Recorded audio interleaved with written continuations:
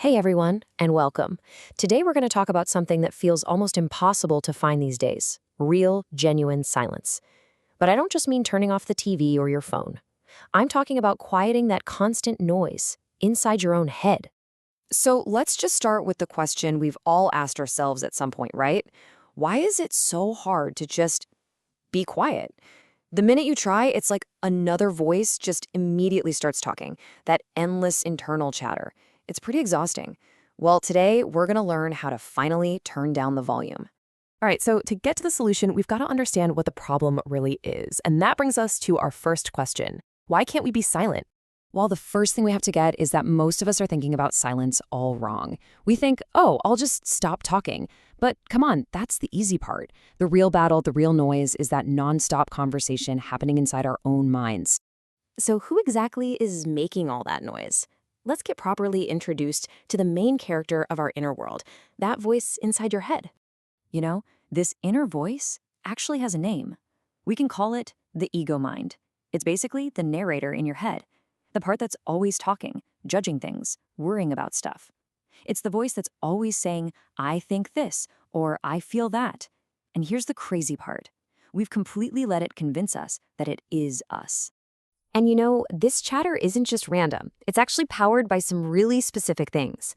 The ego mind gets super loud when we're afraid of the future, or when we can't stop thinking about the past. It feeds on our expectations, on that need to compare ourselves to others, and especially on our habit of wrapping our whole identity around our problems.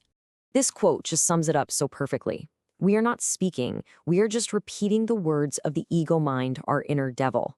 I mean, think about that. We basically just become a walking, talking microphone for this voice, broadcasting all its anxieties and judgments like they're our own.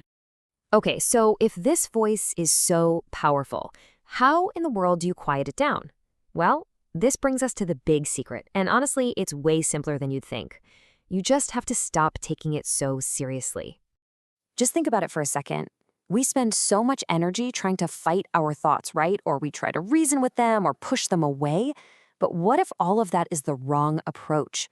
What if the real solution isn't to fight your thoughts, but to just devalue them, to just see them for what they are, totally insignificant background noise?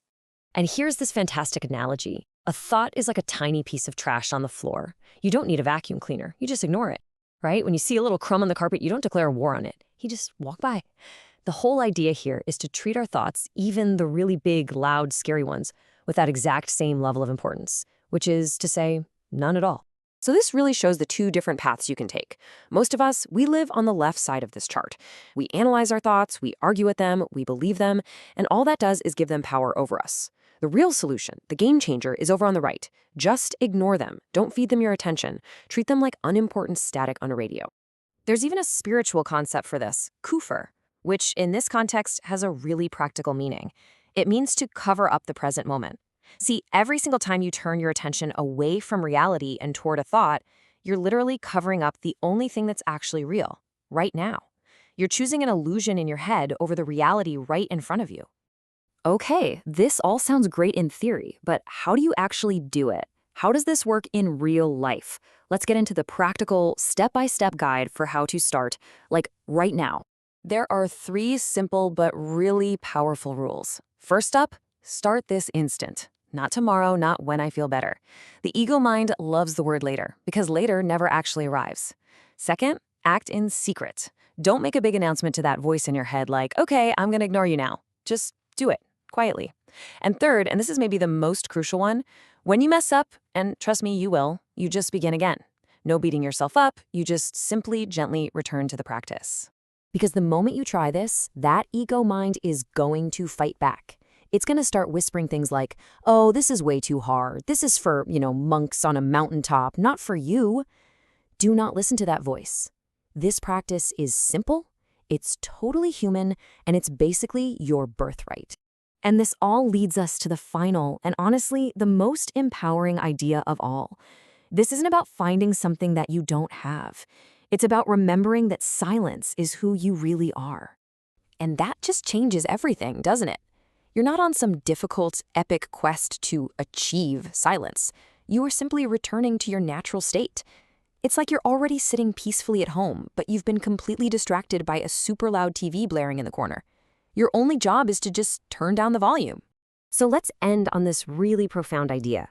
You are made of silence and stillness. Your only job is to stop listening to the noise that covers it up. You already have it. You are it. Which just leaves one final question. What noise are you ready to ignore today?